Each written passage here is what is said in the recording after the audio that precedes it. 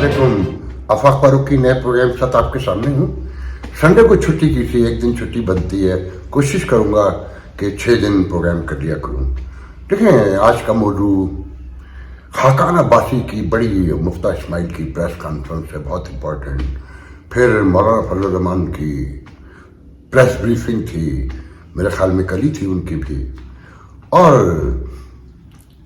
साथ में जो अमेरिका के खिलाफ यहाँ हम हाथ खोले जा रहे हैं और उस करारदाद की जो इम्पैक्ट इनको डरा रहे हैं, उस हवाले से फिर अपना जो कन्वेंशन है अमेरिका में Pakistani doctor association north America का, उसमें एक बहुत बड़ा मेरे ख्याल में शिफ्ट मैं उसको समझता हूँ।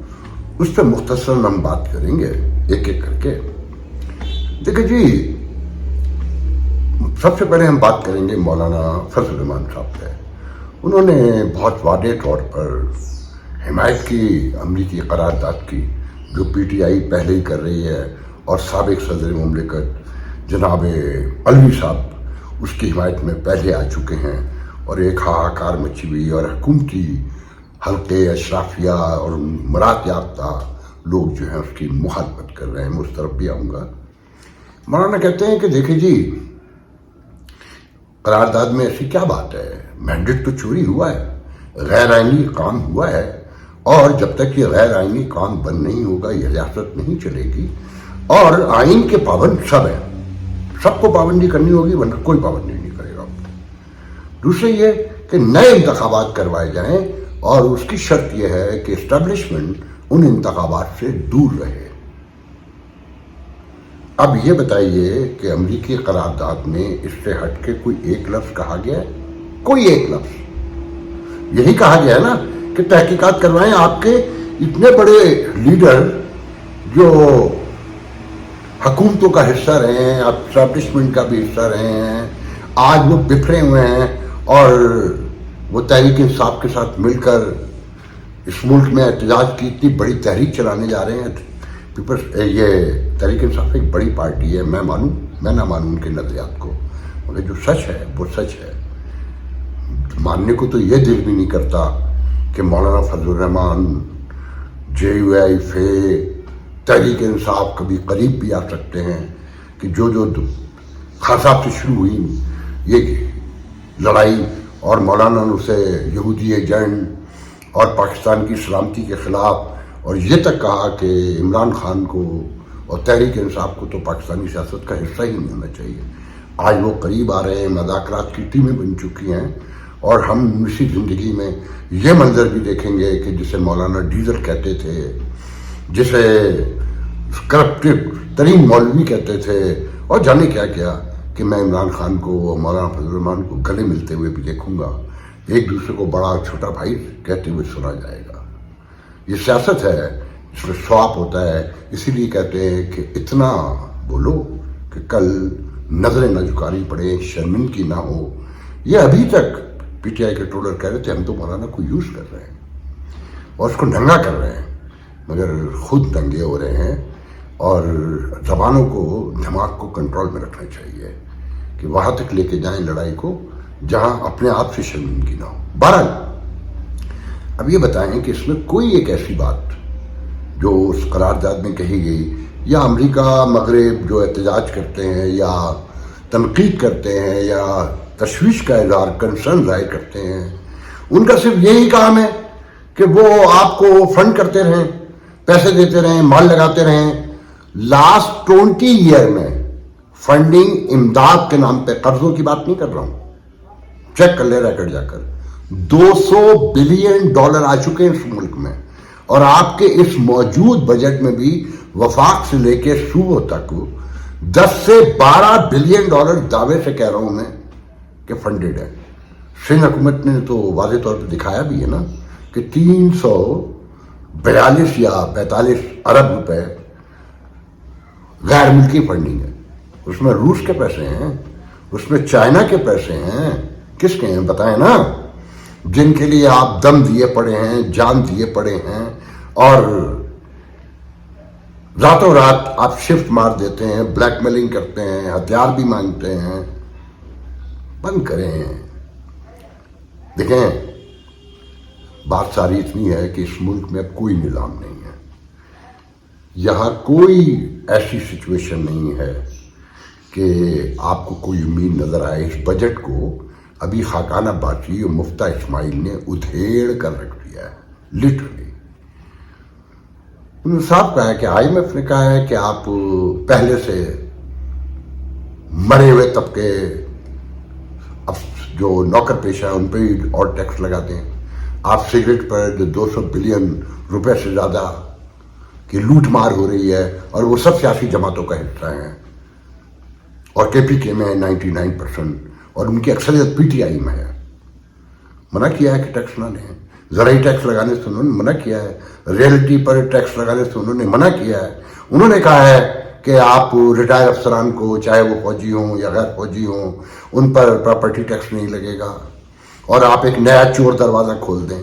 آئی ایم ایف نے کہا ہے کہ 500 ارب روپے آپ اپنے M N A M P As میں بانٹ دیں گلیوں سڑکوں کے نام پر.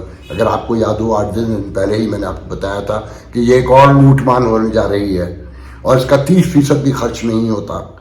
سیم جملہ خاقان عباسی نے بھی یہی کہا ہے کہ سب کو پتا ہے اس میں کتنا خرچ ہوتا ہے اور 2/3 پتہ نہیں 1/3 اس طرح کر کے انہوں نے جملہ کہا جس کا مطلب یہی تھا کہ 33% ہی خرچ ہوتا ہے اور اس کی کوئی ضرورت نہیں تھی. انہوں نے کہا ہے کہ اگر اب آئی ایم ایف نے کہا ہے اسمگلنگ ڈیزل کی اور پیٹرول کی نہ روکیں اور جو ساری اسمگلنگ ہو رہی ہے اگر اسمگلنگ کی روک لیں تو کوئی ٹیکس لگانے کی ضرورت نہ پڑے. انہوں نے کہا ہے آئی ایم ایف نے کہا ہے آپ سے کہ آپ ایکسپورٹرز پر اور ٹیکس لگا دیں. انہوں نے کمال انفارمیشن دی. آدھی تو سب کو پتہ ہے کہ دنیا میں خطے میں کمپٹیٹو مارکیٹ ہے نا پوری دنیا کہ آپ کی مہنگی ترین بجلی ہے خطے میں, مہنگی ترین گیس ہے, مہنگا ترین پانی ہے, یہاں تک کہ زمین بھی مہنگی ترین ہے. یہ ہمیں نہیں پتا تھا. اور جو ساتھ میں سرکار ہے جس کا فیصلہ ہے کہ تمہیں کام نہیں کرنے دینا ہے اور کسی صورت سے تمہیں بھگا دینا ہے اس پہ بھی اور ٹیکس لگا دیا. اب وہ ایکسپورٹ کریں گے 30 بلین تک تو آپ پہنچے ہیں ٹوٹل 75 سال میں. وہ کہتے تھے کہ اگر 50 بلین بھی ہوتی تو شاید کوئی بہتری کا آثار پیدا ہو جاتے. تو پہلے ہی آدھے سے زیادہ لوگ چھوڑ کے بھاگ چکے ہیں. چھوٹی چھوٹی لوموں سے لے کے کاٹن فیکٹریاں جگہ جگہ بک رہی ہیں. پہلے بھی آپ کو بتا چکا ہوں, اب اور بھاگیں گے. یہ ریاست نہیں ہے, ایک مافیا ہے بہت بڑا جس نے بندی بنا لیا ہے. مجھے تاریخ سے یاد آتا ہے کہ پرانے مصر میں فرعون کے جو فرعین ہوا کرتے تھے فرعون ان کے دور میں کہ جو عبرانی آبادی تھی ہیبرو ان کو جو فرعین تھے وہ صبح کو گھسیٹ کر لے جایا کرتے تھے, دن بھر اپنے کام کرواتے تھے اور رات کو اتنی روٹی دیتے تھے کہ وہ صرف کھا کر زندہ رہ سکیں, مرے نہیں, تاکہ دوسرے دن کام پر آ سکیں. اس ریاست میں ایگزیکٹلی اس وقت ہو رہا ہے کہ مفتیٰ اسماعیل نے اور خاقان عباسی نے بتایا, میں نے بھی آپ کو پہلے سے بتا رکھا ہے کہ بجلی اور بڑھنے جا رہی ہے, ابھی گیس بھی اور بڑھی جائے گی. اچھا اس نظام کو سمجھنا ہو کہ جناب حیدرآباد میں دھماکہ ہوا, گیس سلنڈرز کا 27 لوگ مر گئے. ان کی ریاست کی غلطی سے کہ جب آپ کا کوئی چیک اینڈ بیلنس نہیں ہے, ریگولیٹری نہیں ہے پراپر, جو کام ہی نہیں کرتی ہیں تو حادثات تو ہوں گے نا. اس کے بعد پورے ملک میں جناب گیس سلنڈر کی دکانیں بند کر دیں گے, جناب ان کو اٹھاؤ اور انہیں کہیں اور لے کے جاؤ. بھائی پہلے لے کے جاؤ نا. صرف جس علاقے میں اس وقت میں موجود ہوں یہاں 4,000 روپے کا سلنڈر بک رہا ہے جو 3,3200 روپے تک کا تھا. اور پہاڑیوں کے دامنوں میں چھوٹے چھوٹے غاروں میں انہوں نے جا کے پناہ لے لی ہے اور مینولی اب گیس بھری جا رہی ہے. 6 گھنٹے تک ایک سلنڈر بھرتا ہے. تو بتانے والے کہتے ہیں واللہ عالم بالثواب کہ جو علاقے کا ایس پی ہے وہ کہتا ہے 1 لاکھ روپے دو مجھے اگر کھول کے کام کرنا ہے تو ایک دکان سے. تو یہ ریاست تو نہیں ہے نا جس کا جو موقع لگ رہا ہے کہ وہ جو مافیا ہے, یہ بیوروکریسی, یہ سول اور یہ اسٹیبلشمنٹ سب ایک مافیا ہے نا مل کر. میں نے ابھی آپ کو پرسوں ویڈیو میں بتایا تھا نا کہ ان کے کپڑے, ان کے چہرے اور ان کی رونق دیکھیں تو وہ خاقان عباسی نے کہہ دیا کہ جو وہ ٹیکس لگاتے ہیں وہ ٹیکس دے نہیں رہے ہیں. اگر وہ دیتے اور پھر مانگتے تو اچھا لگتا. اور یہ حکومت وہ ہے کہ اپنے اخراجات بڑھا رہی ہے اور لوگوں پہ بوجھ زیادہ ڈال رہی ہے اور اپنے اخراجات کسی صورت بھی کم کرنے کو تیار نہیں ہے، جو مسئلے کا اصل حل ہے۔ اب آپ سمجھتے ہیں کہ یہاں کوئی ریاست ہے؟ آپ یہ دیکھیں کراچی میں قیامت مچی ہوئی ہے گرمی سے، جگہ جگہ مظاہرے ہو رہے ہیں، گولی بھی کل چلی ہے کچھ علاقوں میں، ڈسٹر روڈ پر آگے لگائی گئی ہیں، شیلنگ ہوئی ہے۔ اور جماعت اسلامی اسلام آباد میں جولائی میں، مجھے نہیں پتا کون سی ڈیٹ کا اعلان کیا ہے، 10 یا 13 تاریخ میرے خیال میں، کہ دھرنا دینے جا رہی ہے، اسلام آباد میں دھرنا ہوگا۔ اچھا میں یہ کہتا ہوں کہ اس عوام کو بھی ہیبرو عوام کی طرح، فرعون کے دور کے عوام کی طرح عادت ہو گئی کٹنے کی، پٹنے کی، یہ جگہ جگہ تھوڑے تھوڑے سے اس میں نکلتے ہیں، مار کھاتے ہیں، مگر متحد ہو کے اپنے دروازوں پر بیٹھنے کو بھی تیار نہیں ہے کہ روز شام کو آدھا گھنٹہ بیٹھ جائیں، بجلی کے نام پہ، گیس کے نام پہ، پانی کے نام پر، پورے ملک کی گلی گلی بھر جائے اور ایک ایک محلہ بھر جائے، قیامت کھڑی ہو جائے، انٹرنیشنل میڈیا پاگل ہو جائے کہ 25 کروڑ لوگ دروازوں پہ بیٹھے ہوئے ہیں۔ صرف وہ نہیں بیٹھیں گے جو اشرافیہ کا حصہ ہے، جن کے نزدیک یہ بل 5000 گنا اور بڑھ جائیں تب بھی انہیں کوئی فرق نہیں پڑتا کہ وہ اپنی لوٹ بڑھا دیں گے۔ کہ مفتاح اسماعیل نے کہا ہے نا کہ آپ نے انڈسٹری کو جو نیا ٹیکس لگایا ہے وہ اپنی جیب سے لیں گے، وہ اسی عوام کی جیب سے لیں گے جو آلریڈی ٹیکسوں کے بوجھ سے دب کے مر چکی ہے۔ تو مہنگائی اور بڑھے گی نا، اور یہ گنگنا رہے ہیں، گا رہے ہیں کہ مہنگائی کم ہوئی ہے، 38 سے 11% پہ آ گئے، آج گیس کی پرائس پھر بڑھ گئی ہے 7 روپے سم تھنگ۔ تو یہ ذہن میں رکھیں، جو بات جینون ہے وہ جینون کرنی چاہیے۔ یہ گیس کی پرائس مطلب پیٹرول کی پرائس، ڈیزل کی پرائس، مٹی تیل کی پرائس، یہ ان کی ہاتھ میں نہیں ہے، یہ انٹرنیشنل مارکیٹ میں فلکچویٹ کرتی ہے، یو ہیو ٹو پے۔ مگر یہ کہ یہ جب کم ہوتی ہے تو اس طرح کم نہیں کرتے۔ ابھی تو لیویز کے 10 روپے بھی اور آنے والے ہیں نا، جبکہ مفتاح اسماعیل کہتا ہے کہ اگر یہ پورا لیویز لے لیتے جو نم سے لینا چاہیے تو یہ ٹیکس لگانے کی ضرورت ہی نہ پڑتی۔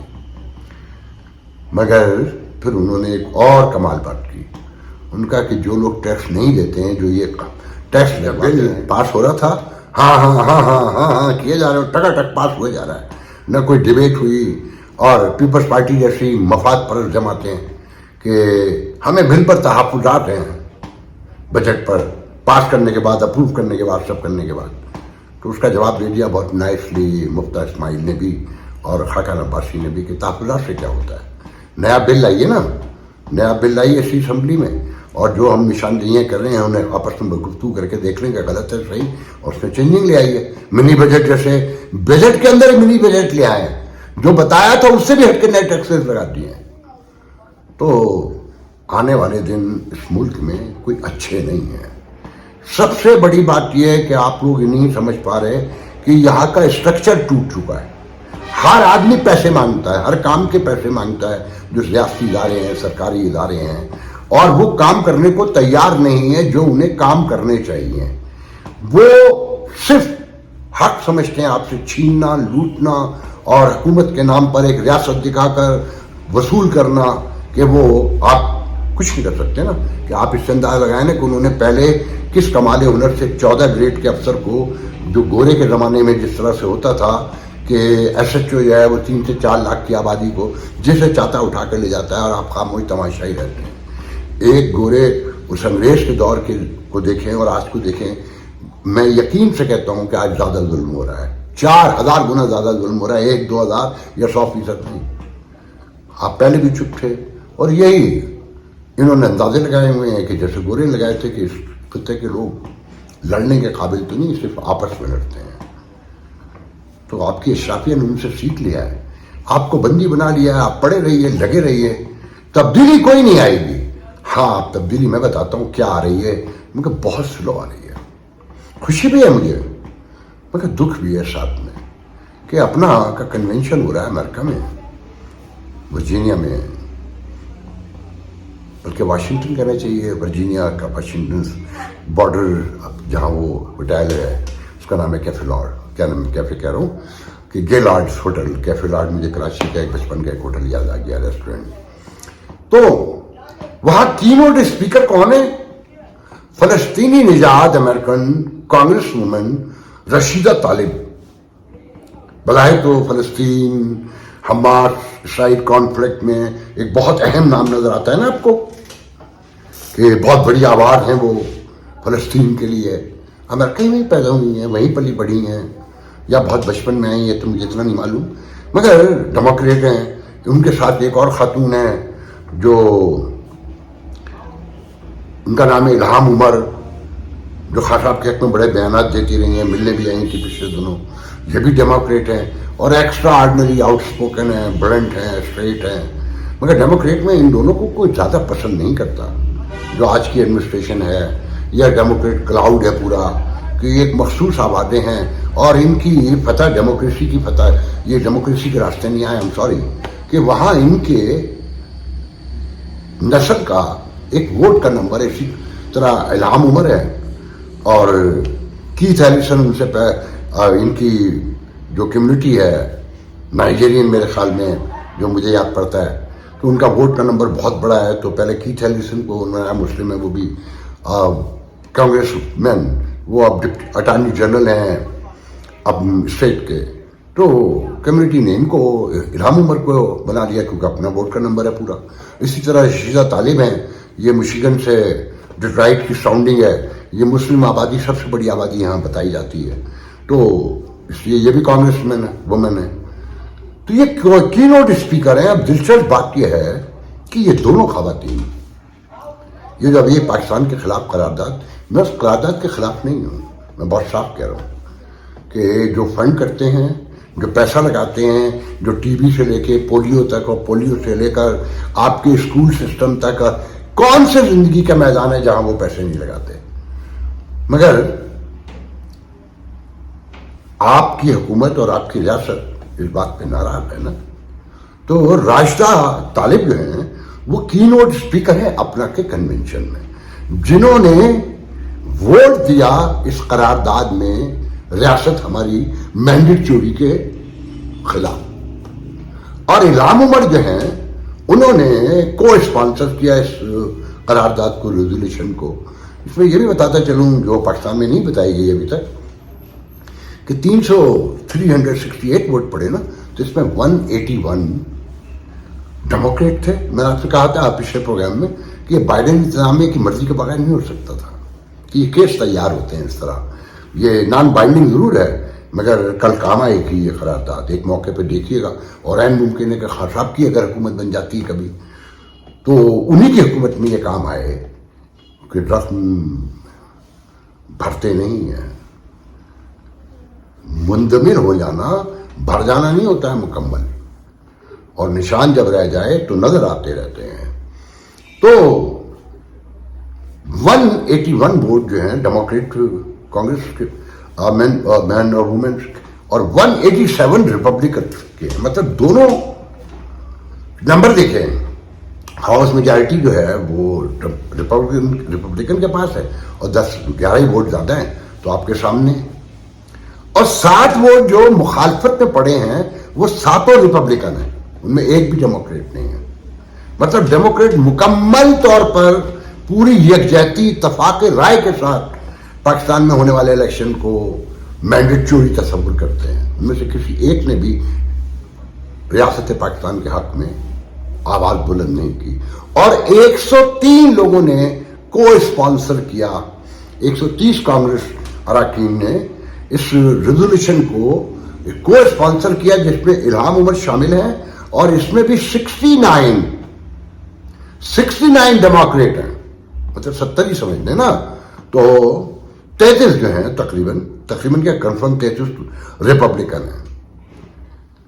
یہ اپنا جو ہے, یہ میرے لیے حیران کن یوں تھا کہ یہ اپنا تو اسٹیبلشمنٹ کے لیے مشہور رہی ہے کہ یہ بنائی ضیاء الحق کے دور میں, اس کے پہلے چیف گیسٹ صاحبزادہ یعقوب جو وزیر خارجہ تھے, جمشید مارکر ایمبیسڈر, ایک نون, جو اللہ تعالیٰ ان کی مغفرت فرمائے, کہ وہ ریاست کے ہی اسٹیبلشمنٹ کے ہی پروردہ تھے.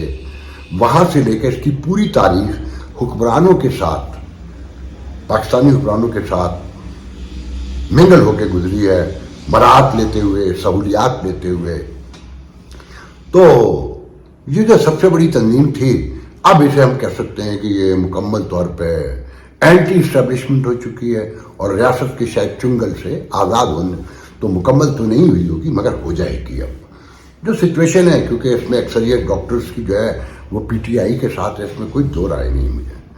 اور اچھا میں اس پہ بات نہیں کرنا چاہتا کہ یہ جو نظریاتی اور غیر نظریاتی کی لڑائی ہے اور جن کی کوئی سیاسی تربیت نہ ہو، وہ کب کہاں کھڑے ہوں ان کے بارے میں کچھ پتہ نہیں ہوتا.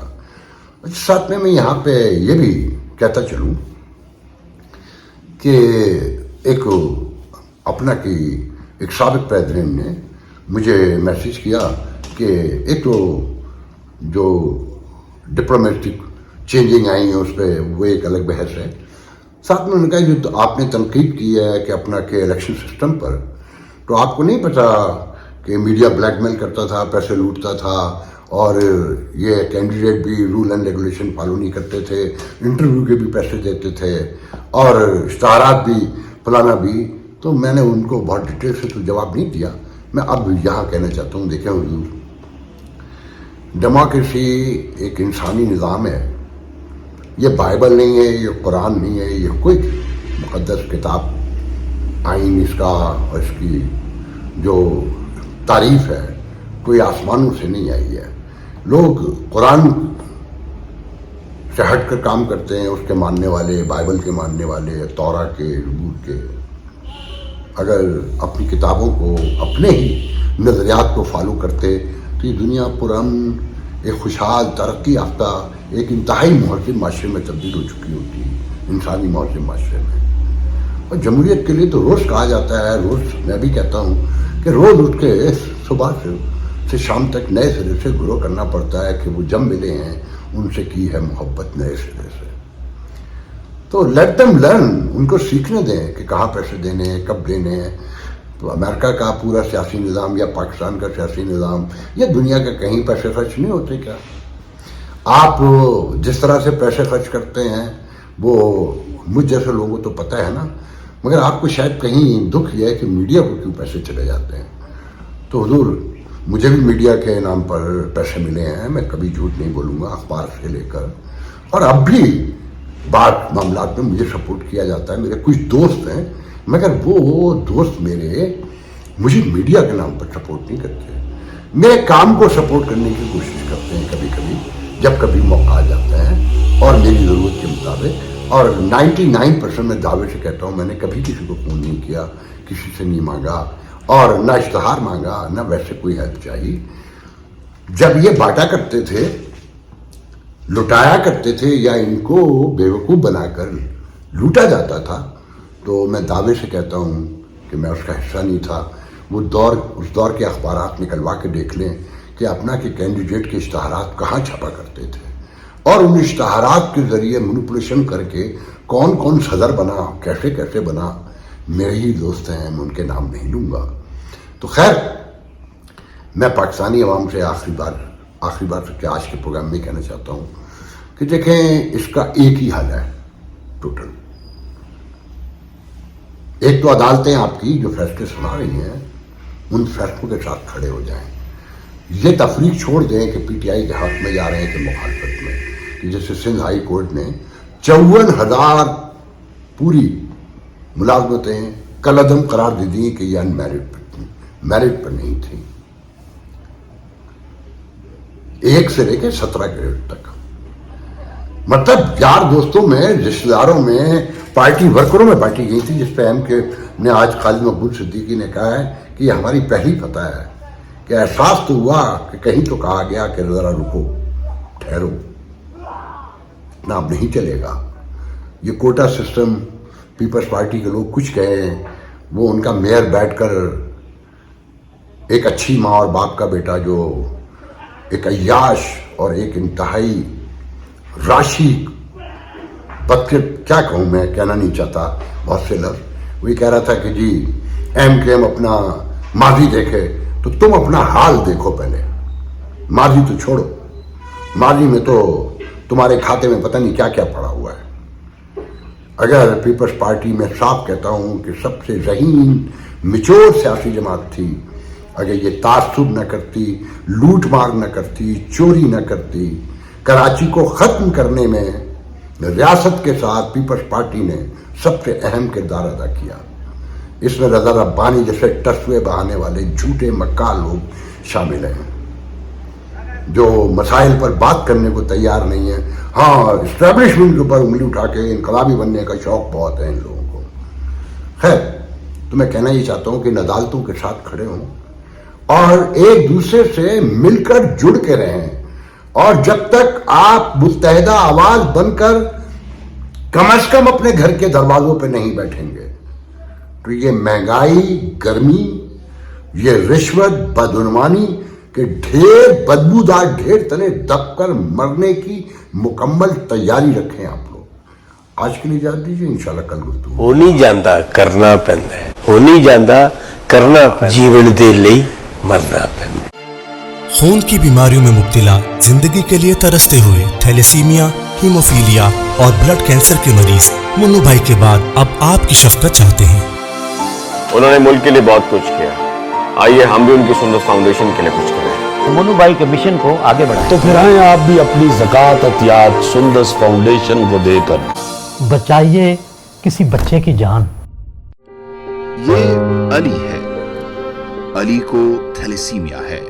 आज उसे अपनी सालगिरह पर ब्लड ट्रांसफ्यूजन के लिए आना पड़ा। सुंदस फाउंडेशन गुज़िश्ता कई सालों से थैलेसीमिया के शिकार हजारों बच्चों की जिंदगी में उम्मीद और खुशियों के रंग बिखेर रहा है। भी आप अपनी खैरात, ज़कात और अतियात सुंदस फाउंडेशन को भिजवाकर इन बच्चों की जिंदगी के टिमटिमाते चिरागों को रोशन रखें।